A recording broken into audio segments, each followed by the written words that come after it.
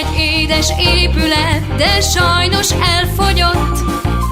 Krémfagylatból készült, és a nép kedvence volt. Azt mondta egy vénység, hogy láttam két szemével még. Úgy éljen, minden megtörtént, és volt egyszer egy piskóta szekér. Egy kicsi morzsáját se hagyták, no de így is kincset ér.